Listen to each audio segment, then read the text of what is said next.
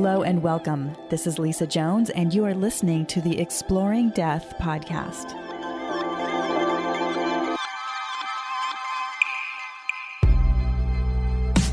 Hello and welcome to the Exploring Death podcast. I'm Lisa Jones, your host, and today I have with me Sharon Milliman. She has had 4 near-death experiences, and she's been a guest on several radio shows as well as YouTube interviews and podcasts. And most recently, Sharon was featured on the Dr. Oz show, which aired on February 15th, 2019. She has also been featured on the National Geographic Channel in a show titled Return from the Dead about near-death experience. She is the author of 2 books, A Song in the Wind, A Near-Death Experience, and The Whispers in the Wind, A Poetic Journey of the Soul. And I am so thrilled and honored to have Sharon here today with me. Welcome, Sharon. Thank you. Thank you for having me. It's wonderful to be here. Yes, you're so welcome. Well, let's just dive right in. My goodness, 4 near-death experiences. I mean, you must be, I don't know. What I'm getting is like a messenger from God, because I mean, not many people have had that experience so many times. So what comes to mind that you want to share right off the top? Heaven is real, and we do go on after we die. There is this, our spirit, our soul, that's the part of us that lives forever, does go on, and it's only the body that dies. And it's very seamless when it happens, and it's not scary. And that's when I try to tell people not to be afraid, because death is not the end. It's just the beginning, actually. And death is easy. Living is hard. Yes, I feel like that is absolute truth when you're saying that, because life is difficult. And I'm wondering, with all your experience, I mean, why do we come and have these difficult lives? What do you think that's about? Well, it's through the human experience that our souls do the most growing. And so when we have difficult lives, it's to help our souls grow faster. It doesn't seem right. It's almost like, really? Can you just give me a break here? But the more we go through in our life, it's almost how graciously we go through it, and do we learn from it. Otherwise, these things will just keep coming back over and over and over until we do get it. Right. So right. we need to get it the first time around, and our life would be a lot easier. Well, I was going to say, so does that mean by you having 4 near-death experiences that somehow I guess you keep learning, or you keep having to repeat that experience or something? What do you think the reason that you've gone 4 times? That's amazing. Well, I don't know. Well, I was only 13 when the first one happened, where I drowned in the pool. So okay. I was kind of clueless about that. You know what? I didn't know what that was. And we didn't talk about it after it happened. And I was, it was kind of, the beautiful light that came to touch me and all that. It was just absolutely amazing. But that's what actually, I guess, started my journey. And then the lightning strike. Well, I actually been struck 4 times. So it was twice ball lightning and twice lightning bolt. And I was in a very abusive relationship, and things were just not right. And God was trying to talk to me, but I wasn't listening because I was working and I had children and everything. So I wasn't paying any attention, and he was trying to get me to, every time he would zap me with the lightning, it would be like, I'm trying to talk to you and you're not listening. So I'm going to yank up that volume until you do listen to what I have to say. And then finally, the 4th lightning strike, he actually brought me in front of him, and we had a conversation. So it was a face-to-face with God, and it was like, wake up, Sharon, I'm talking to you. Wow. And so what did God say to you? Well, we were sitting together in a wooded glen in a very beautiful place. There were beautiful flowers on the ground and pine cones and pine needles, and he was sitting on one end of the log and I was sitting on another. And well, Jesus had walked me over to that log. So I sat down and I saw the man sitting on the other end. And that's when I realized, okay, that's God. And he asked me, he said, what would you do if it was just me and you? And I it just went over my head. I was like, what are you talking about? And so he asked me again, what would you do if it was just me and you? No parents, no children, no husband, no friends, just me and you. And I was still kind of clueless. I was like, I don't understand. What are you getting at? So he said, come with me. And we got up and we walked further into the beautiful forest. And there was a clearing, and he kind of waved his hand. And when he did, he opened up the sky, and I could see the vastness of the universe. I could see the sparkling stars and the spinning planets and the beautiful rainbow colored gases. And it was really beautiful. But I looked at him and I said, this is big. This is really huge. And no, I don't think so. If it was just me and you and all this, because after the first 5 minutes, you would be sick of me and all my chatter and questions, and you wouldn't like me anymore. And he just kind of threw his head back and he laughed. And God has a beautiful laugh. He really does. And so we ended up going back and sitting back on the log. And then he asked me the question again, what would you do if it was just me and you? And I still didn't have a proper answer. So I don't know why I said this, because I don't know the Quran, I don't know Islam or anything like that. But I said, God, your 100th name in the Quran is everything. God is everywhere, God is nowhere, and God is in me. And he said, yes, that's right. And then I started looking at this oak tree that was in front of me, and I could see the detail of the bark and the roots in the ground, and the leaves, the veins in the leaves, and I could see how the nutrients come from the ground, and then the leaves clean the air, and we breathe the air. So everything is connected to everything else, and that was just so important. And it was just a big revelation to me that how so much was, everybody depends on everything else, is what basically. And so I said, God, you made this tree. You are in this tree. So when I see this tree, I see you. He said, yeah, that's right.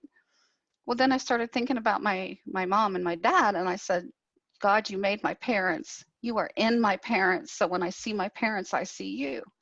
He was like, yeah. And so I started going further, and I thought about my children, and I said the same thing. You are in my children. You made my children. You're in my children. So when I see my children, I see you.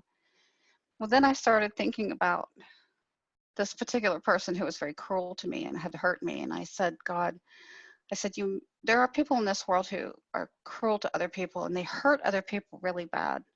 I said, but you made those people. You are in those people. So when I see those people, I see you. And he said, yeah, that's right. He said, now I have a question for you. When you look in the mirror, what do you see? And I said, well, my normal answer would have been nothing, just me, nothing big. But that's not what you say to God, right? So I said, well, God, you made me. You are in me. So when I look in the mirror, I see you. And he was so happy. His eyes just sparkled all over, and he was smiling from ear to ear. And that was the right answer. But what I was, and while I was in heaven, I got this divine, like an IV bottle of divine knowledge. It felt like I was hooked up to an IV, and I was just being infused with all this, knowledge of how the universe was made and who God really was, and all the questions that mankind ever wanted to know. And I was getting all this knowledge before I even had the voice to ask the questions. But one of the things that he was telling me was that he loved me, and that he doesn't make mistakes. He doesn't make junk. And that, like in my adult life, I'd been told I was ugly and I wasn't worth anything and that kind of stuff. And he was like, no, that's not true. I love you. I see you perfectly. I don't, even though you're an imperfect person, I see you perfectly through all of your cracks and everything. And that your beauty comes from in here. It's not about what you look like on the outside. It's who you are on the inside. And that was what he wanted me to know. And that I needed to find happiness within myself and not listen to what other people were saying, because he doesn't see me that way. And it's his opinion that's the most important opinion. So that was just so huge.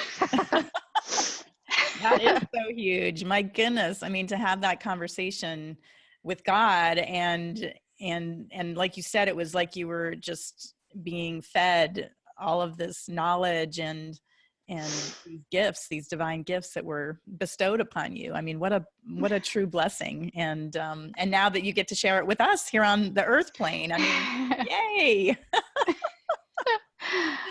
Well, So, that's probably why he sent me back, was to tell the story, just tell the story, and then, let people take what they need from it. And so that's what I do. I just tell people exactly what happened, and I don't put anything in with it or anything like that. I just tell it, this is how it is, this is what happened, and then they can take from it what they need to take, because I think the message is universal for everybody, not just for me. right. Right. Well, and I want to just step back to you said that it was out of the Quran, the 100th name for God is, and say what it is again. I forget. I said, God, your 100th name in the Quran is God is everywhere, God is nowhere, and God is in me. And he said, Wow. yes, that's right.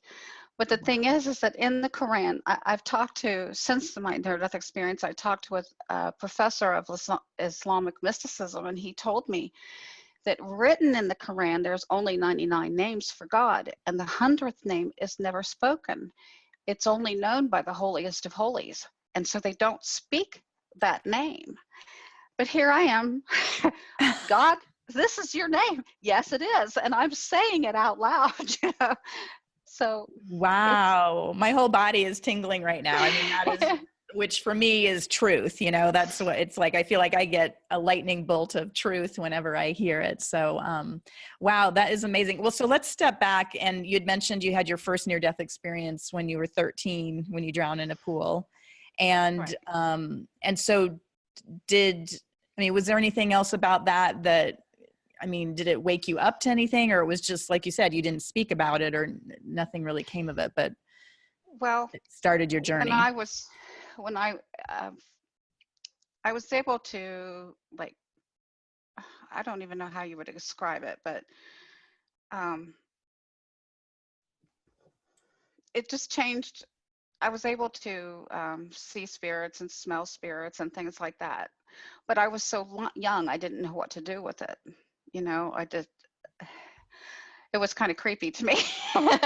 And so it was like, I don't want to do this. So I kind of shut the door on it. But when I was 15, in the back of a church, I was in the youth choir at our church. And there was some things going on in my life at the time. And when I went to an adult about it, I told the adult, and the adult told me, no, this isn't happening. It's all in your head. Well, so I was going to kill myself.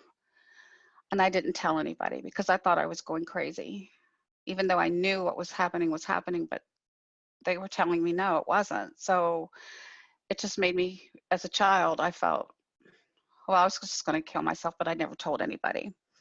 So we were in the choir, and we went to a neighboring church to sing. It was a Good Friday.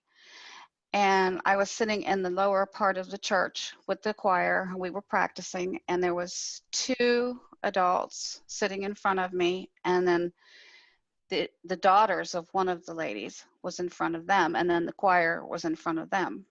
And I was just sitting back there by myself, and this man comes into the room.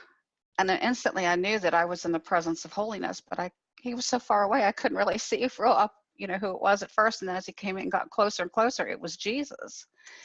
And he sat down next to me in the chair, and he said, where do I go to sit? But my mouth went dry. I was just like, how do I, here's Jesus sitting in the chair next to me asking me this question, and I can't say a word, But the 2 ladies that were in front of me, they turned around, and they actually answered him and told him to go upstairs. And when he stood up, he put his finger on the elbow of the lady in front of me. Her name was Louise, and she had arthritis so bad in her elbow, she couldn't bend her arm. And he had healed her elbow that day. And then, but when they were turned around to tell him where he needed to go to sit, he looked at me and he said, what is happening in your life is happening. You're not crazy. I love you. I'm with you, and don't be afraid. Then he got up at that point and he put his finger on her elbow. And then he went upstairs. And then when it was our turn to go up and sing, the song was Up to Jerusalem. And I'm sitting there, I'm standing on this altar, and he's sitting in the congregation, and I couldn't see anybody else in the congregation at all, just him. And I was just singing my heart out to him, just singing and singing. But then when we were done, he got up and he left. But there were those 4 other people that saw him. And we still talk about it to this day. So he did that for validation or confirmation, so I would know I wasn't nuts, that That's he really right. was there. Oh my goodness. And that he healed her arthritis. I mean, what a beautiful, as you said, like confirmation that was real. Wow. Yeah. And he was Amazing. really beautiful. He was so beautiful. So it was just amazing.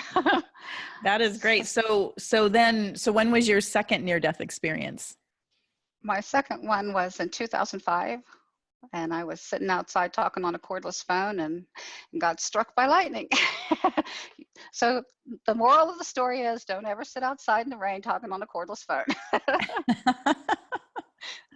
Oh my goodness. And so what was the experience of that, being struck by lightning? Well, the lightning came. When I was sitting there, I heard this rumble in the distance, and then I heard this loud crack, and the lightning came down and hit my right arm.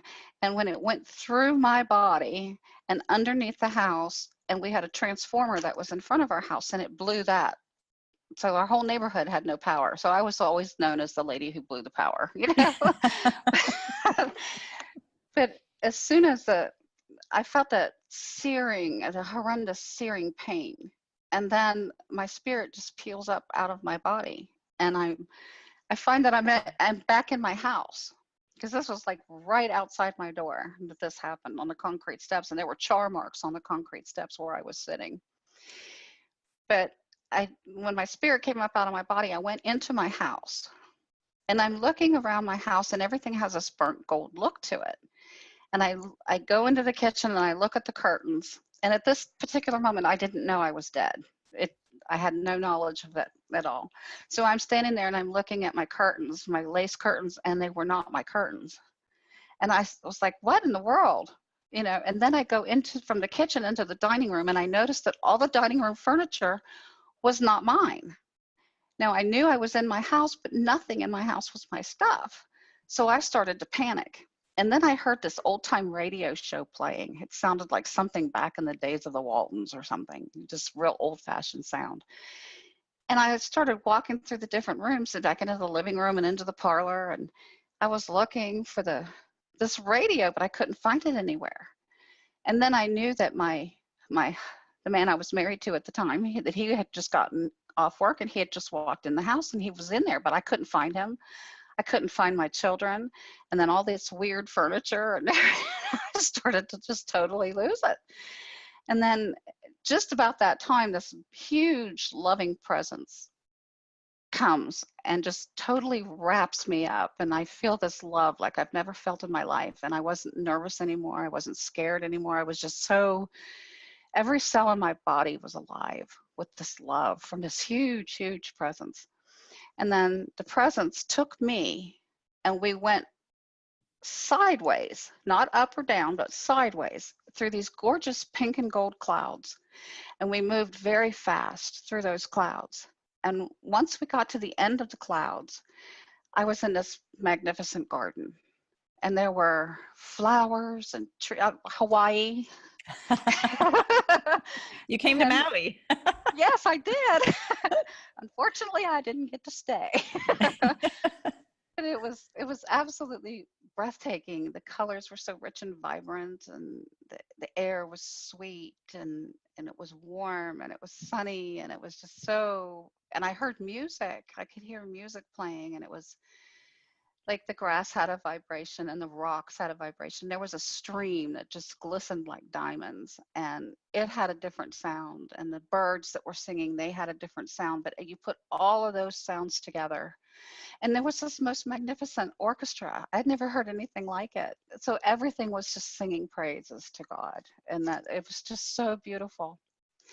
And then two young men stepped out to greet me. And at first I thought they were angels because they were dressed in this ivory linen clothing. And the weave pattern jumped out at me. And I don't know what that weave pattern meant. It was sort of a herringbone weave, but it looked like their clothes were, they looked like angels. And then it hit me all of a sudden. Oh my gosh, no, you're my two brothers who had died as babies. And they were fully grown men. And what was so neat was they looked just like my dad when my dad was a young man. And I kept telling them, Dad would be so proud of you. This is so amazing. You're so beautiful. And so we had a wonderful family reunion. So I had that. And then right after that, I had my life review. They stayed with me. So one on either side of me. And then this huge loving presence was behind me. And then there was a bunch of other people that showed up too. And they were looked like they were from all different time periods. And they were just there for love and support. And they knew me and I knew them, but I didn't know where I knew them from. And I was just awing and oohing over these ladies' dresses. They had these gorgeous gowns on, and some of the men were dressed in fancy clothes. And then there were other people just dressed normal. But they were just all around me, giving me all this love and support. And then I had my life review, which was a black and white movie that, like the kind that comes on an old black and white movie reel. And I was watching this and just feeling so much love and no judgment whatsoever. But it was like everything I had done from the time I was a baby until the time I died right then. And just before the life reviews, when my brothers told me I died. And I was like, really? Okay, well, I can handle this. This is okay. And then I had the life review, and I noticed that God didn't judge me at all. There was no judgment from anybody. It was just love. And of course I watched it and I thought, wow, my life's pretty boring. It went so fast, and I didn't judge me either. So there was no judgment. And it was just like for information, that, and I was like, okay, well, that's cool. I lived a boring life and I'm not being judged, and this is awesome. And now what, And that's when I heard this male voice say, what you put into the universe will come back to you. But I didn't know what that meant. And then I had that's when I started getting that IV bottle of knowledge, and it was like a wow moment after another. And it was, oh God, you're so awesome. Wow. You're so awesome. I kept telling him, I said, you're so simple, and we humans make you so complicated, and you're not complicated. And it was just really interesting. It was wonderful. It was a wonderful. I love that you say that, because that's one of the things that I keep coming back to as well, that we try to make things so complicated here on earth, and it's so simple. I mean, it truly is. It's, love everyone is really the bottom line message, is what I got. Right. And that's all that matters at the end of the day. So the more love that you can give out, the more it comes back to you. And that's what we get when we go to the other side too. So I love that you mentioned that we make things so complicated here on earth. We do. We tend to complicate everything. And that's God's right. He's just huge love, period. Right. Just huge love. And like you said, no judgment, which is so, it's what a relief to find out that there, it's not this man sitting up there judging us. It's just right. a man, or, I don't want to say a man, it's a presence who's just pure love, which is so amazing. So I'm just on bated breath here. So what happened then? Well, that's when, my brothers and I, we were walking through after the life review, we were walking through the garden, and I was seeing all of the buildings, the city, the places where babies and children go when they die, and how they're loved and raised, and they grow physically, but they also grow spiritually. And I saw the library that had the books, millions and millions of books. And I'm seeing all these buildings, and inside the city, I'm seeing houses or dwellings on cliff sides and hillsides. And I saw rolling plains and just just valleys and hills and rivers and streams. I mean, it was just amazing, the things I saw.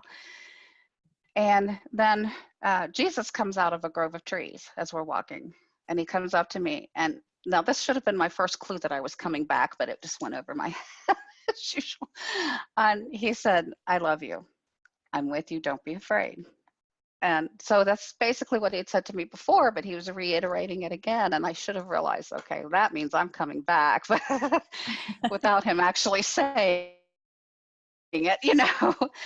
But then he walked with me for a while. My brothers kind of disappeared when you're standing there with Jesus and nobody else really exists. So I don't know where they took off to, but they did. And then he walked me over to the wooded glen that I was telling you about before. And then, so that's when I had that part of it. And I sat down on the log and he walked away. And then it was just me and God talking. Right. Wow. So then after. Yeah. So then after your conversation with God, which we heard a little bit earlier. So then what happened? 2 angels came and got me, and they didn't have wings. They just looked like they were beautiful, ornately gowned women. And they came over and they got me, and they took me to this lake, and the lake was like looking into glass. So I looked down into the water, and what I could see was the earth, and I could see future world events that were the events that are taking place now. But this was back then. So it was like that would be future events. I saw a lot of the terrorist activity that was as a result of the 9/11 attacks. I saw a lot of that, and I saw earthquakes and tsunamis, and Indonesian tsunami, and that just happened recently, and I saw riots and people in the streets rioting and governments being overthrown, and there was just all kinds of things I saw, and it was like, what do I do with all of these things now? But so pretty much it's just, we have to pray, and we have the chance, we have the ability to change all of these things. These things they're not cast in stone, and they don't have to occur. They will if we don't change our selfish ways. But if we do, God has a certain order of doing things. And if we stay within his order, then there's not chaos, and there's not all of the selfishness and all of the killing and hurting and all this that goes on. So he was basically saying, stay within my order of doing things. Then you'll have peace, and your world will exist, and you will grow and profit and all of this. And so that's what I learned from it. Wow. Well, and then I keep wondering, so when did you come back to your body? It was right after that. Okay. There was no discussion that I can remember. I mean, I remember a lot of details, but that's the only thing I don't remember. So it probably wasn't a good conversation. Probably I did not want to come back. But I woke up and I was laying next to the stairs where I had been sitting. And like I said, there were char marks on the stairs, and the phone was burnt black, and it was on the other end of the yard. And I was in horrendous pain, just horrendous. It was horrific. And I have a right bundle branch block in my heart now because of the lightning strike. So. Wow. Oh my goodness. Well, I don't even want to, so that was your second one, right? So, when happened, when did the third one happen after that? The third one happened in November of 2016. Okay. I had a bowel blockage and had to have emergency surgery. And during the surgery, I come out of my body, and I'm looking down on the surgeons, and I could see the top of their heads. They had these blue surgery hats on, and they had blue gloves, and I could see them working inside my body. And I'm kind of sitting up in the corner of the room or up above them, and I'm looking down, and I'm watching this, and I'm like, ooh, okay, ooh. And then there was this like rainbow colored light that I went up into this rainbow colored light. And then the next thing I know, I'm in heaven again, and I'm standing at the golden wall that surrounds the city. And I could see all the way down there was a meadow between me and the garden where I had been before. And I could see the garden from where I was standing. And this meadow had this tall, soft grass, and it had all these wildflowers in there of every color you could think of. And I was just wowed because I remembered everything, and I could see everything that I had seen before. And there was this little beagle, brown and white beagle puppy, jumping at my feet, and he was barking and playing with me. And I leaned down and I rubbed his belly, and I told him, I said, listen, you're a little boy. If I pet your tummy, don't pee on me. He was so cute. He was so roly-poly and so adorable. So I was playing with him, and at the same time I was looking across the meadow, and I could see all these people coming out of the garden. There were hundreds of them coming out of the garden, and each one of them had an angel with them that was wearing a blue and white gown, and they were more taller and more illuminate than the people were. So they were walking towards me through the meadow, towards the city, and I saw two Middle Eastern men, and they had the gowns on and the turbans on, or whatever those things are on their heads. And they were talking and laughing with each other. And then I saw a man that looked like he was from New York, and he still had a hard hat on, and he had a tool vest on. And there was lots of other people. But there were two specific people that came into my view. And one was a younger man who had died years before, and I recognized him from pictures from a friend of mine. So I knew that that was her son. And there was an older man with him. And they walked up to me, and I was like, I know you. And they smiled at me, and they walked right into the city. It was very purposeful. They walked into the city, the gates, through the gates. Well, there was more to the story, but the most important part of the story was that after I had come back into my body, I was still hooked up to machines and everything. And then once I got well enough to go to my own room, I picked up my phone, and a friend had sent me a message that this lady that's a joint friend of ours, that her husband had died that day while I was in surgery. Well, I had seen her, that was her son, and that was her husband. So I had seen them, but before I ever got that message, and I knew, and it was like, wow, I need to tell her they're together, And oh my gosh, that is amazing. and the little puppy, I told my daughter about the story, and she told me that they had to call the police because the neighbor down the street from them was seen beating his beagle puppy to death. So I was able to tell my daughter that the beagle puppy was in heaven, and he was fine, and he was happy, and just as cute as a button. And so that put her soul at ease. That helped her. Wow. Yes. What amazing information to gather from the other side and then come back. Wow. And last but not least, your fourth. My fourth one. Yes. I was in the hospital for having seizures, and I had an adverse reaction to some medication, and I had something called hypoventilation, or the other one is something acidosis, but I can't remember the name of it. But I quit breathing, and I got too much carbon dioxide in my blood, and that's what caused me to die.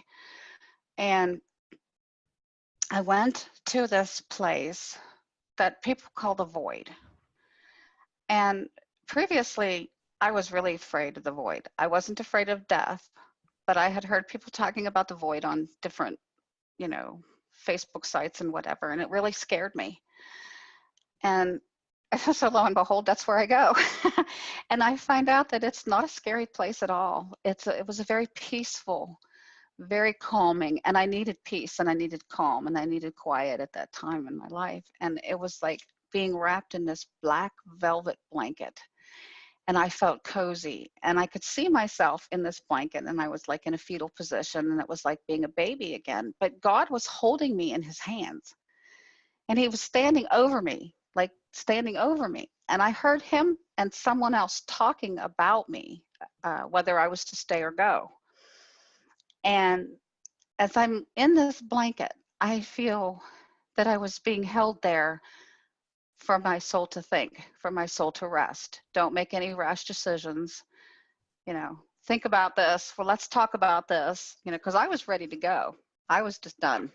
and tired and just ready to go. But God was saying, wait, let's think about this. And so it was just a place of holding, a place of peace. And it was dark, but yet I could see through the blanket, and I could see the stars, and I could see things through the blanket, although I felt more comfortable in the blanket, this beautiful, soft velvet, whatever it was. So I felt love, and I wasn't afraid. So Wow. that's And where I so, went. right. And then, so then there must have been the decision for you to come back. I actually heard God and someone else. I don't know if it was my soul he was talking to, or if there was someone other than, my angel or my mother, my grandmother, whoever, I don't know. But they were talking about whether I was to stay or go. And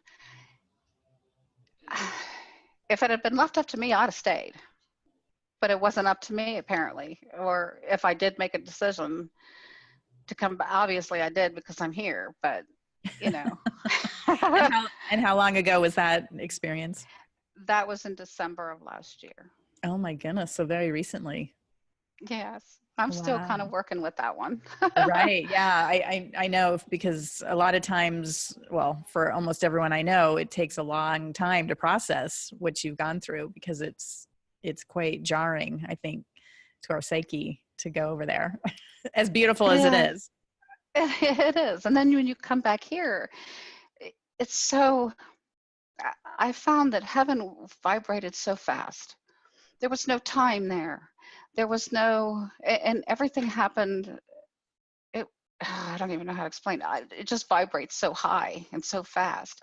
And then you come back here and it's like walking through quicksand or partially dried cement, and you're just Right. walking along, and dragging these cement-filled legs. And if you understand what I'm trying to, it's just I so totally low. understand. Yes. When I channel from the other side, I can tell kind of by the vibration of the frequency that I'm bringing through, whether it's a passed away loved one, or a person, because they haven't gotten to that level of, Right. higher vibration yet, or if it's an angel, or if it's, Jesus or an ascended master. I mean, there's all these different, and again, I'm the first one to say, I don't understand any of this. I don't know why that is, but it feels confirming when I talk to somebody that's also been there and feels that vibrational shift.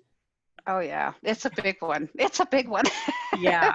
Yes. Coming back here to Earth is very low vibration compared to Right. heaven. Heaven is so magnificent.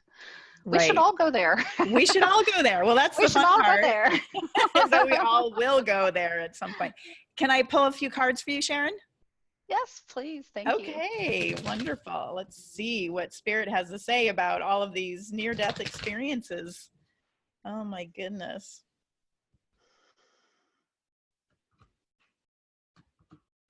Okay, so the first one is the blockage card, which is strength. And so what I'm getting for you about that is, you are so much stronger than you think you are. It's like you don't give yourself enough credit for the strength that you have within you and for what you're here to do. And in fact, my gosh, look at the picture on there. It looks kind of like a male figure holding the earth, which kind of reminds me of even some of the scenes that you saw where you looked down and saw the earth. And, the strength of your message for people on earth is so powerful. And I don't know if you really understand how powerful it is. It's like you feel like you're just this one person, and it's like, what difference can I make? But truly, by you sharing it, you are touching people's lives. So your action card is energy. And what I'm getting there is it's all about you connecting to the energy that you have within you and this connection to the other side. Are you channeling, or are you connecting with angels and Um, I do see angels when they come around. I can hear them, but also spirits. They appear to me just out of the blue. I don't conjure them. I don't call them. I don't anything. They just appear. They'll be standing on my porch. They'll be standing in my dining room, standing by my bed, in the bathroom, wherever. And they just pop up, and there they are. And they look just as solid as you are. right? And it's like, wow, hello. And I even told my husband before, when we're sitting there watching TV and someone appears in the family room with us, I'm like, honey, there's somebody here. He's used to that by now. And do you ask them what they want, or, Well, they usually will tell me. And what happens is there's some kind of, and I don't know how this works, but there's some kind of a three-way communication between God, the spirit, and me. And then the living person that they have a message for will contact me out of the blue, text me, email me, video me or whatever, or call me. And so the God and the spirit orchestrates the meeting between me and the living person. And then I'm able to give them their message. And what they do is they give me evidential information so that I can tell this person, well, such and such happened back when you were a baby and only your mother knew about it. There's no way I could know this stuff. And this has been happening for years, and it blows me out of the water every time it happens. Right. So wow. Well, that's the message, is that, and then, so it's connecting with that energy, because you are, you're truly, there's using the word conduit between heaven and earth, and you're here to give those messages to help every single person that you're connecting with and sharing that message. You're elevating them to a higher vibration, to help shift the world. And then your outcome card is commitment, which I absolutely love, because this is something that your soul committed to before coming down here. And that's why you keep coming back, because you're here and you want to fulfill that commitment that you made to God, that you would be this conduit for people here on earth. And so, oh my gosh, again, I'm just shivering to pieces here. I mean, it's such, your story is so phenomenal and confirming for everyone. And I understand that there are skeptics out there, and there are people that don't believe. And I mean, I've had my battles with that myself, being a former certified public accountant and then having my whole shared death experience. But just even hearing yours helps confirm mine to me, because I start doubting myself. And then when I hear details of your experience, I'm like, oh yeah, I remember that. And so it's such a beautiful gift that you're sharing with the world by sharing your story. And I'm so thrilled that you were able to come on Exploring Death and share it here. Thank you for having me. It's an honor. Yes, absolutely. And we will have all your links on the website. And also, if you want to mention your book titles again, just so people listening can look them up on Amazon. Okay, it's Song in the Wind, a near-death experience, and the other one is The Whispers of the Wind, and it is a poetic journey of the soul. And it's on Kindle right now. It's not in paperback; it's just in Kindle. Oh, but the other one you can buy paperback, hardback, whatever. Kindle. Right. Wonderful. Well, great. And also be sure to, for everyone listening in, be sure to check out Dr. Oz and the episode that you were on today, or, that you were on. And we're actually recording this on the day that it's coming live on television. It's very exciting. It is. It's blessed. It's a blessed day. It is a blessed day. And again, if people that aren't seeing the video, if you could see the beautiful picture of Sharon, she's got a light behind her, and she truly looks like a beautiful angel with all that energy behind you. So again, thank you for your time. And I'm just so excited to have heard your story and be able to share it with everyone listening. Thank you so much. Thank you. And for all of you listening in, be sure to stay tuned, because I'm going to pull some cards for you coming up next.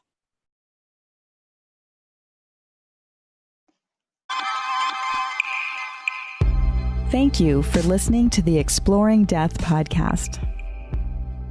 This podcast is for entertainment purposes only. Before you make any financial or legal decisions, consult a professional. This show is copyrighted by Exploring Death. Written permission must be granted before syndication or rebroadcasting.